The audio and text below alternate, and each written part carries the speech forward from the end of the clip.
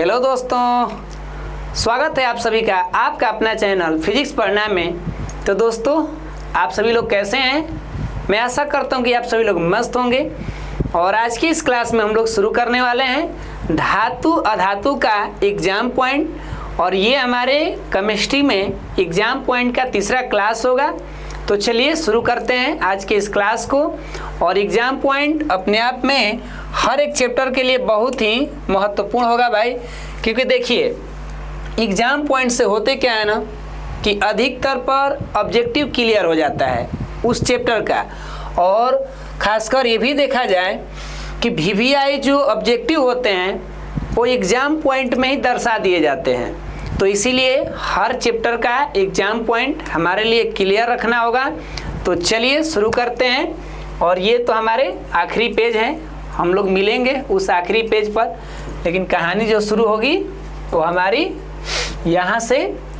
तो देखिए धातु एवं अधातु, और यहाँ हेडिंग भी हो गया है ना एग्जाम पॉइंट 2026 के लिए।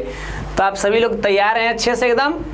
तो चलिए इस क्लास का पहला एग्जाम पॉइंट देखते हैं। और ये देखिए बहुत ही ज़बरदस्त क्वेश्चन यहाँ से, ये पहला एग्जाम पॉइंट का, यानी धातुएं जो होती हैं वो अघातवर्धनीय तथा तन्य होती हैं। अब जैसे ही हमारे पास एग्जाम पॉइंट आया तो हमको कुछ ना कुछ लेक्चर में बातें याद आ रही होंगी ना भाई। एग्जाम पॉइंट उन्हीं के लिए सबसे बेस्ट होगा जो पूरा इस चैप्टर को एक बार क्या कर चुके, पढ़ गए हैं। उनके लिए ये शॉर्ट रिवीजन का काम करेगा। तो जो धातुएं होती हैं वो क्या होती हैं? अघातवर्धनीय, यानी साथ में तन्य भी होती हैं। अघातवर्धनीय मतलब जब धातु को पीटा जाए तो अपना पतला चादर बनने लगता है, और साथ में अगर खींचा जाए तो वो तार बनने लगता है। तो उसी गुण को ये हमारा नाम दिया गया है। एक को हम लोग बोलते हैं अघातवर्धनीय, और तार जो बन जाएगा वो तन्य कहलाएगा। ठीक है ना? तो अगला देखिए इधर क्या कह रहा है जी। पारा एक ऐसा धातु है जो कमरे के ताप पर द्रव अवस्था में पाया जाता है। लो भाई, यहाँ से ऑब्जेक्टिव क्वेश्चन बन जाएगा कि नहीं। हमारा जो पारा होता है ये कमरे के तापमान पर देखी जाए तो ये पानी के रूप में होता है, और अपने आप में ये है भी क्या, तो धातु है। और इसका रूप क्या है? द्रव अवस्था का। ये एक अलग जानकारी होती है धातु के गुण, ठीक है ना। क्योंकि जितने भी धातुएं होते हैं ज़्यादातर या तो ठोस होंगे, या तो खूब से खूब कहा जाए तो क्या, अब गैस में तो कोई मिलेगा नहीं तो हम ठोसे ना कहेंगे। और अपवाद में ये हो जाता है क्या, द्रव के रूप में। पारा का संकेत क्या होता है भाई? तो ये होता है Hg, है ना। ये अब अपना संकेत को याद भी रखना है। बाय द वे हो सकता है कि कहीं आपसे पूछा जा सके। साथ में पारा के एक अन्य नाम भी आप जानते होंगे, बता सकते हैं क्या? मरकरी के नाम से पुकारते हैं। किस नाम से? मरकरी। अब मरकरी कहने पर ये मत समझिएगा जो लाइट वेट शादी विवाह में लगते हैं, वो मरकरी नहीं ना, ये इसका एक नाम है। देखिए यहाँ से क्वेश्चन देखा जाए, अधातुएं जो होती हैं वो विद्युत और ऊष्मा का कुचालक होती हैं। मतलब जो अधातु होती है उनके अंदर विद्युत और ऊष्मा का प्रवाह मुख्य तौर पे नहीं होता है। कुचालक मतलब वो काम न करे, सुचालक मतलब उसमें काम ऐसा हो। ध्यान रखना है, ये वर्ड थोड़ा अजीब है ना। कुचालक, कुचालक का मतलब इनका कार्य ये न करे। कौन? तो अधातुएं। क्लियर? अपवाद के एग्जाम्पल आपको मिल जाएंगे। आप कहेंगे ना कि सर इन सब में अपवादों भी तो होगा, तो भैया उसका भी एग्जाम्पल मिलेगा। टेंशन नहीं लेना है ना, टेंशन लेने को नहीं, टेंशन देने को। चलिए तो आगे बढ़ते हैं हम लोग। और अगला हमारा एग्जाम पॉइंट क्या होने वाला है, ये देखिए अधातु पर ही मौजूद है। ये क्या कह रहा है जी कि अधातुएं जो होती हैं ये ऑक्सीजन से संयोग करेंगी, मतलब उसके साथ जुड़ाव करेंगे, और उसको जुड़ाव करने के बाद अम्लीय ऑक्साइड का निर्माण कर देती हैं। किसका निर्माण करती हैं? अम्लीय ऑक्साइड का। मतलब हमारे पास कोई अधातु रहे, थोड़ा ये कलर को बदल लेते हैं, चलिए वाइट कर लेते हैं। ध्यान रखिए जो अधातु है ये किसके साथ जुड़ेगा, ये O2 के साथ रिएक्शन करेगा। तो इसके बाद जो भी पदार्थ बनेंगे उनको जांच की जाएगी कि भाई ये अम्ल है कि भस्म है, तो इनका व्यवहार क्या होगा, अम्लीय हो जाएगा। मतलब ये अम्ल जो होता है ना, लाल लिटमस पत्र को क्या करते हैं, नीला कर देते हैं। तो इनके ऑक्साइड का जलीय विलयन लेके और पीएच स्केल के साथ देखा जाता है माप करके, तो ये एसिड के गुण दर्शा देते हैं। तो इसीलिए ये हमारा पॉइंट अच्छा खासा ऑब्जेक्टिव में काम आता है। ठीक है, अगला देखिए क्या कह रहा है जी। यहाँ तक कह रहा है कि जो धातुएं होती हैं ये विद्युत एवं ऊष्मा की सुचालक होती है। देखिए यहाँ पर एक बात सीखने को मिला, पिछला धातु था कि अधातु था, तो पिछला अधातु था। जब अधातु आ गया था तो कुचालक, और जब धातु आ गया तो सुचालक। मतलब ये जो धातु भैया लोग हैं इनके अंदर विद्युत जी, ऊष्मा जी, मतलब ये सुषमा के बहन तो नहीं है ना, तो ये हीट है। हीट मतलब गर्माहट। और आप देखेंगे एक धातु का चीज़ ले लीजिए, कोई लोहा का छड़ ले लीजिए, उसको गर्म करिए तो धीरे धीरे आपको गर्म महसूस होने लगेगा उसका पूरा हिस्सा, धीरे ही धीरे। लाइन की तो बात ही क्या करना है, वो सब एक्सपेरिमेंट नहीं करना है ना, तो फिर मजाक करने लायक नहीं रहने देगा। तो जो धातु है वो क्या होता है भैया, कुचालक होता है। एक चीज़ यहाँ देखिए, धातुएं जो होती हैं ये इलेक्ट्रॉन को त्याग करके धनायन बनाती हैं। धातु के पास एक गुण होता है, ये लोग इलेक्ट्रॉन को त्याग करके क्या करते हैं भाई, धनायन बना देते हैं। मान लीजिए मेरे पास कोई धातु है सोडियम, क्लियर, इसकी परमाणु संख्या सर 11 होते हैं। इसका अगर इलेक्ट्रॉनिक विन्यास निकाला जाए तो कितना होगा, 2 8 1 होगा। तो अंतिम सेल में जो आते हैं ना इलेक्ट्रॉन, वो अगर आपको दिखाई दे दे 1 2 या 3, ये मुख्य तौर पर दिख जाए तो समझिएगा कि ये धनात्मक हो जाएंगे, मतलब ये त्याग करने वाले हैं। 1 2 3 अगर दिख गया तो आप समझिएगा कि ये त्याग करने वाले हैं, माने देने वाले हैं, दान करता। तो जब भी कोई दान करेगा भाई तो उसको तो सकारात्मक में ही ना लेंगे, पॉजिटिव ही ना कहेंगे। लेने वाले को ना कर्ज में कहेंगे, ऋण माने उधार, लेने वाला हुआ। देनदार तो भाई प्लस में है। तो सोडियम जो हमारे हैं भैया, ये लास्ट में जो देंगे वहीं इन पर एगो प्लस बन जाएगा। मतलब ये कहीं भलाई किए तो भलाई का प्लस पॉइंट इनको बन जाएगा, ऐसा कह रहा है ना, ये गुण कह रहा है, ऐसे ही बोल थोड़ा है सोडियम। तो सोडियम पर कितना धनायन बन गया, एगो। उसी तरह आप लोग बताएंगे कि मैग्नीशियम पर कितना धनायन बनेगा, ठीक है ना, कमेंट मार दीजिएगा। चलिए आगे बढ़ते हैं, ये सब जानकारी ऑब्जेक्टिव के लिए काम आएगा। ये समझिए ब्रोमीन, कौन जी, ब्रोमीन। ये ब्रोमीन अपने आप में खुद जो है ये क्या है, तो ये है अधातु। ये क्या है, अधातु। लेकिन इसकी जो अवस्था देखी गई तो ये अवस्था जो हुआ ये द्रव अवस्था में पाया गया। किस अवस्था में, लिक्विड फॉर्म में पाया गया। तो हम कह सकते हैं भाई कि ये हुआ एगो अपवाद में मिल गया। ऑब्जेक्टिव में क्वेश्चन बन सकता है कि कौन सा अधातु है जो कमरे के ताप पे द्रव अवस्था में है। तो कुछ ज्ञानी मनुष्य यहाँ गलतियों करेंगे, नहीं कर सकते हैं, सोच के देखिए। एगो है पारा, एगो है क्या, ब्रोमीन। तो भैया ये दोनों कभी कभी कंफ्यूजन कर देते हैं जो महान महान लोग हैं उनके लिए, बाकी तो समझदारों की क्या बात। तो पारा का मतलब ये धातु को संकेत करेगा ना, अब ब्रोमीन का मतलब ये अधातु को संकेत करेगा, ध्यान रखिएगा, ऐसे समझा जाएगा।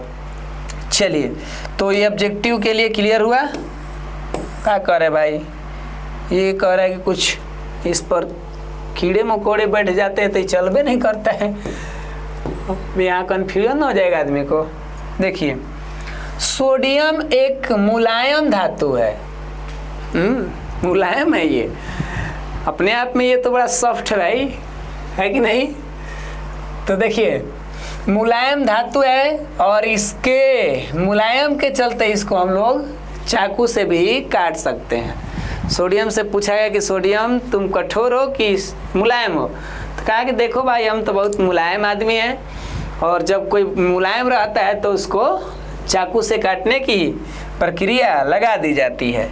मतलब सोडियम के लिए सब कोई को थोड़े काट दीजिएगा, निर्दयी हैं काजी आप लोग, अजीब तरह के लोग हैं। हम कह रहे हैं सोडियम को ये लोग दूसरा चीज़ समझ आ रहे हैं। कैसे कैसे लोग रहते हैं इस संसार में, कहाँ से आते हैं ऐसे लोग बताइए। हम सोच रहे हैं क्या, ये लोग सोच रहे हैं क्या, तो धातुएं ऑक्सीजन के साथ जब जुड़ेंगी, ये संयोग करेंगी, थोड़ा कर को यहाँ साइड कर दी जाए, धातुएं ऑक्सीजन से जब संयोग करेंगी तो ये भास्मिक ऑक्साइड बनेगी। देखिए ये भास्मिक ऑक्साइड समझ रहे हैं ना, ऑब्जेक्टिव खातिर बड़ा कमाल का चीज़ है। मतलब कोई धातु ले लीजिए Mg और इसको रिएक्शन करा दीजिए O2 से, तो ये बन जाएगा क्या Mg। माई गॉड, ओ माई गॉड ऐसे लग रहा है, ओ माई गॉड ना। तो संतुलित कर लीजिएगा, आप लोग पढ़े लिखे आदमी है तो बात ही क्या करना। अब ये MgO जो है अपने आप में ये क्या है भाई, तो ये है धातु के ऑक्साइड। ये क्या है, धातु के ऑक्साइड। जब इसका हम लोग विलयन लेंगे और विलयन लेने के बाद जांच करेंगे ये लिटमस के द्वारा, तो पता चलेगा कि ये भस्म प्रवृत्ति का है। किस प्रवृत्ति का है, भस्म यानी क्षार प्रवृत्ति का है।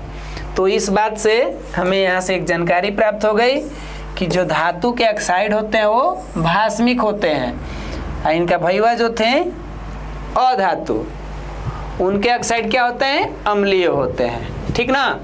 देखिए ग्रेफाइट, ये अपने आप में क्या, कहीं कहीं इसका अलग अलग तरीका से लिखता है, कहीं ग्रेफाइट लिखता है, पता ना क्या क्या लिखता है। तो ग्रेफाइट एक ऐसा अधातु है जो विद्युत का चालन कर दिया। देखिए धातु लोग तो चालन करते हैं, ये बात हम लोग मानते थे। अधातु के घर में कोई ऐसा आदमी नहीं मिला जो उसमें विद्युत चले अच्छा से, ठीक है ना। तो एगो उसी में आ गया कौन, ग्रेफाइट। पूछा गया कि तुम कहाँ रहते हो, तो ये कहा कि हम तो रहते हैं अधातु के घर में। तो पूछा गया कि भाई जब अधातु के घर में रहते हो तो जाहिर सी बात है कि तुम्हारे अंदर विद्युत तो नहीं जाएगा।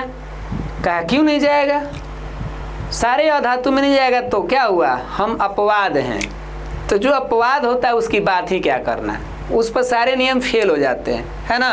तो उसी तरह ग्रेफाइट जो भैया हैं ये क्या करते हैं भाई, ये अधातु होते हुए विद्युत का चालन कर देते हैं। तो ये पॉइंट क्लियर हो गया क्या। चलिए आगे बढ़ते हैं, ये सब ऑब्जेक्टिव के लिए काम आएंगे, इसीलिए हम लोग इस पर चर्चा कर रहे हैं। ये देखिए कह रहे कि जो धातु जी है ये अम्ल से अगर जुड़ेगी ना तो रिएक्शन करने के बाद हाइड्रोजन गैस दे देंगी।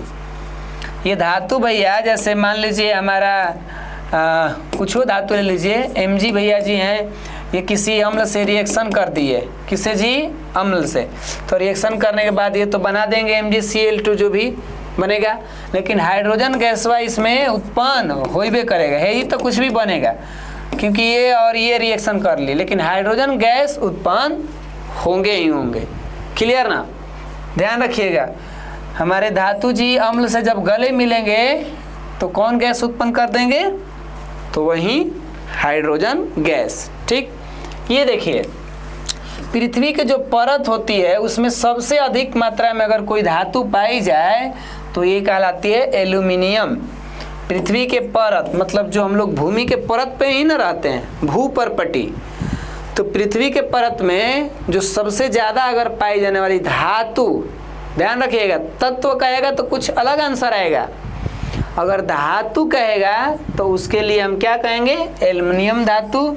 और आपसे एक और क्वेश्चन मतलब यहाँ से पूछा जा सकता है कि पृथ्वी की परत में सबसे अधिक मात्रा में कौन सा तत्व पाया जाता है। अब तत्व में कुछ भी हो सकता है, धातु, अधातु, उपधातु, है कि नहीं, तो ये आप लोग कमेंट मारिएगा। तो यहाँ तक क्लियर हो गया कि पृथ्वी के परत में सबसे अधिक पाया जाने वाले धातु का नाम एल्यूमिनियम है ना। चांदी एक ऐसा धातु है ना जिसमें विद्युत का प्रवाह जो है सबसे अधिक होता है। ये ध्यान रखिएगा कि हमारे पास विद्युत खातिर तो बहुत सारे धातु हैं, हम लोग घरेलू तौर पे तो तांबा का प्रयोग कर लेते हैं, एल्युमिनियम का प्रयोग कर लेते हैं, लेकिन सबसे ज़्यादा अधिक से अधिक इलेक्ट्रिक फास्ट उसमें जब जाए तो वो योगदान किसको देते हैं? चांदी को। और चांदी का संकेत क्या होता है भाई? Ag। ऐसे लग रहा है हम लोग बोला रहे हैं Ag, सुनो जी अजीब लग रहा है ना।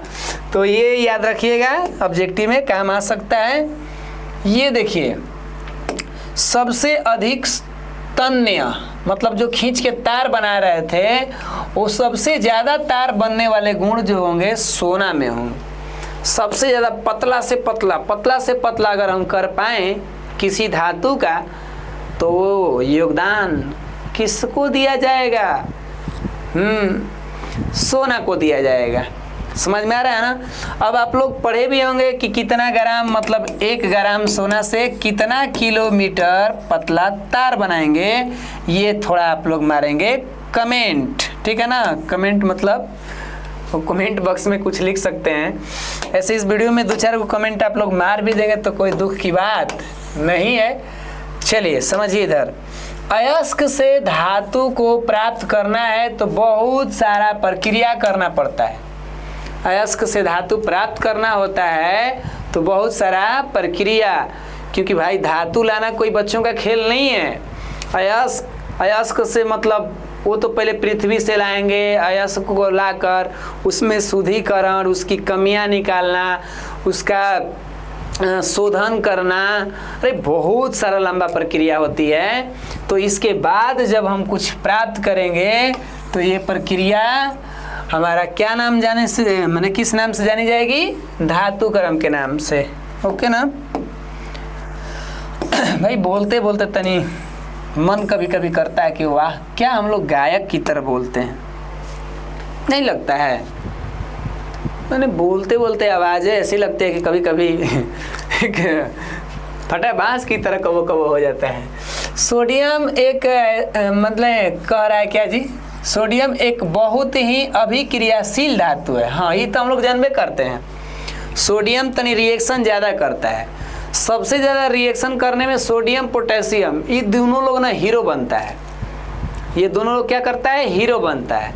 अब थोड़ी सी अलग अलग कंडीशन भी हो सकती है। ये दो कबो कबो हम लोग को कन्फ्यूजन कर देता है कि सबसे अधिक अभिक्रियाशील धातु कौन है। तो कुछ शर्त कंडीशन पर सोडियम मार देते हैं, कभी कभी कोई शर्त कंडीशन पर पोटेशियम को ले लेते हैं। तो ध्यान रखिए, ये अभिक्रियाशील धातु है और इस अभिक्रियाशीलता को देखते हुए इसे केरोसिन तेल में रखते हैं डुबा करके, नहीं तो बाहर निकलेगा ना सोडियम तो ये देखेगा ऑक्सीजन को, और ऑक्सीजन को देखते ही अपना जो अंदर के गुस्सा है उससे ये लाल पीला होने लगता है, और होने लगेगा तब फिर रिएक्शन हो जाएगा, और रिएक्शन के बाद आग लग जाएगा। क्लियर ना? चलिए, हतना सर खतरनाक है, बिल्कुल। इसकी खतरनाक के बारे में हम कितना बताएं, कहीं रास्ते में भेटा जाएगा तो फिर हो जाएगा इसके साथ मेरा 2-4 हाथ। अयस्क से अपद्रव्यों को दूर करने की प्रक्रिया को अयस्क का सांद्रण कहते हैं। मतलब अयस्क में कुछ कमियां होंगी, कुछ उसमें बिना काम के पदार्थ होंगे, तो उसको निकाल के हटाइए साइड, और हटाने की जो प्रक्रिया होती है वो अयस्क का सांद्रण कहलाता है। और यह अयस्क का सांद्रण कई विधियों से बनेगा, ये कोई एक ही विधि द्वारा नहीं होता। इसकी आप पढ़ाई करेंगे तो भाई जान ही रहे होंगे कि क्या होता है। कई तरीका होते हैं इसमें, हाथ से चुनकर, फेन पलवन विधि, नाम सुने हैं क्या? बिल्कुल, चुंबकीय पृथक्करण विधि, अरे बहुत सारे नाम है, छानन विधि, अलग अलग हम लोग सुने थे ना। तो सुने थे तो देखिए, आइए ना गया, ये देखिए ये क्या कह रहा है। कह रहा है कि जब एक धातु और दूसरा कौन, अधातु या धातु, अरे क्या प्रभु, ये क्या करवा रहे हैं आप। कह रहा है कि जब एगो धातु हो और दूसरा का जौन व्यक्ति होगा, या तो ये धातु भी हो सकता है या तो ये अधातु भी हो सकता है। अरे मार्कर कैसे पकड़े ऐसे देखिए। तो इनके मिलने के बाद जो बनेगा ना, जो भैया बनेंगे ना, उनका नाम क्या होगा? मिश्र धातु। क्या बनेंगे? मिश्र धातु। ध्यान रखिएगा, जब भी एगो धातु तो हुआ भाई, हेने वाला एगो धातु रखबे करेंगे, ओके ना, और उसके बाद हेने लाएंगे। तो हेने लाने के बाद कह रहा है क्या कि इसके बाद या तो धातु रखिए या तो अधातु रखिए। ये मत भूला के हेनियो रख दीजिएगा अधातु। भैया हेनियो अधातु रख देंगे तब विवाद बढ़ जाएगा। हाँ, धातु हेने रहेगा तो ठीक है ठाक है, लेकिन इस तरह से खराब लगेगा। ऐसे समझिए, एगो तो रखिए धातु, नंबर 1 पे रखिए धातु, दूसरा में कौन ले लीजिए में से, और जब मिला के बनाएंगे तब बन जाएगा क्या? मिश्र धातु। जैसे आप पीतल के नाम सुने होंगे ना, पीतल, तो ये क्या है भाई? ये मिश्र धातु है। इसमें 2 तत्व मिलकर बनते हैं। तो आप कमेंट मारेंगे कि पीतल को बनाने में कौन कौन तत्व या कौन कौन धातु लगे होते हैं, ओके ना। चलिए, तो हमें उम्मीद है कि यहाँ तक आप समझे होंगे बातों को। और ये देखिए क्या कह रहा है, ये कह रहा है कि जब धातु को अधिक समय, ज़्यादा लंबा टाइम दे दीजिए किसी धातु को, और वो भी खुले वायु में छोड़ने पर ना उनके सतह के ऊपर, मतलब कुछ बिना काम के पदार्थ, काम धाम उसका नहीं रहता है। मान लीजिए मेरा मार्कर है, इसको हम खुले वायु में छोड़ दिए बहुत दिनों तक, आई धातु का बना है, तो हवा, नमी, ये कुल जा करके इस पर कुछ बिना काम के पदार्थ बैठ जाएगा। और वो पदार्थ बैठने की जो प्रक्रिया होती है, इसे पढ़ाई लिखाई में संक्षारण के नाम से पुकारते हैं। अब ये संक्षारण जब इसके ऊपर लग जाएगा तो ज़्यादातर धातुओं को तो बर्बाद ही कर देता है। संक्षारण धातुओं को मुख्य तौर पे बर्बाद करता है। हाँ, कुछ अपवाद में ऐसा प्रक्रिया होती है जहाँ वो उसे रक्षा करता है, तो ज़्यादातर मामलों में बर्बादी करता है। जैसे सबसे ज़्यादा बर्बादी में नाम किसका आता है हम लोग के लिए? लोहा के लिए। ये लोहा पर जब लग जाता है ये संक्षारण, तो हम लोग पढ़ाई लिखाई में, अच्छा अपने घरेलू भाषा में जंग कहते हैं, और गांव घर के आदमी लोग कहते हैं मूर्छा पकड़ लिया। क्या पकड़ लिया प्रभु? मूर्छा पकड़ लिया।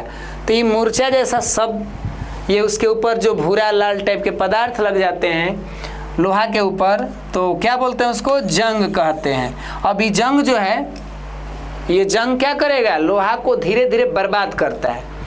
तो यहाँ से एक सीख मिलता है, कहा भी जाता है ना कि लोहा को बर्बाद करने के लिए किसी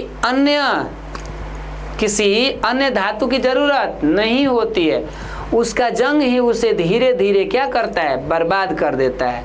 ठीक वैसे ही कभी कभी हमारे मनुष्यों के जीवन में भी ये बातें लागू हो जाती है कि कभी कभी किसी मनुष्य को बर्बाद करना है ना, तो किसी बाहरी व्यक्ति की सपोर्ट ले या न ले, लेकिन उसका घमंड जो है ना, उसकी अहंकार जो है ना, एक न एक दिन उसको धीरे धीरे बर्बादी के रास्ते पे ले जा सकती है। तो यहाँ से भी सीख मिला, और हमें उम्मीद है कि आज के इस क्लास का एग्जाम पॉइंट आपको काफ़ी अच्छे से समझ में आए होंगे।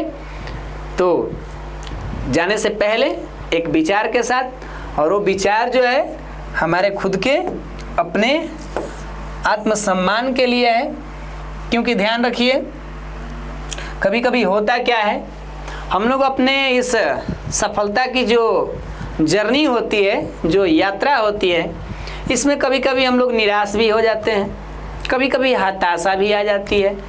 तो उन स्थितियों में कुछ ऐसे विचारे होते हैं जो हमारे अंदर की भावनाओं को कुछ तो राहत पहुंचाते हैं, और उन विचारों में से आते हैं आज के इस विचार पर। और ये कह क्या रहा है जी? कह रहा है कि अपने दिल की गहराई में विश्वास रखो। मतलब अपने अंदर जो भी मौजूद है ना भावनाएं, जो भी मौजूद है ना शक्तियाँ, उनमें विश्वास रखो। फिर से इसको एक बार पढ़ते हैं। कह रहा है कि अपने दिल की गहराई में विश्वास रखो। क्यों भाई? क्योंकि आप महान कार्य करने के लिए ही बने हुए हैं।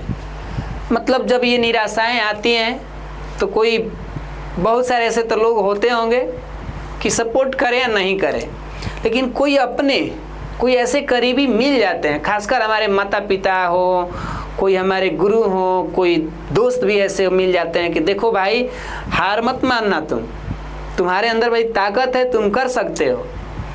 और ये सपोर्ट करने वाले की संख्याएं बहुत कम मिलती है, और निराशा की तरफ भेजने वाले तो अधिक से अधिक लोग मिलेंगे, है ना। तो ये कह भी रहा है कि अपनी दिल की गहराइयों में विश्वास रखो भाई, क्योंकि आप महान कार्य करने के लिए ही तो बने हुए हैं।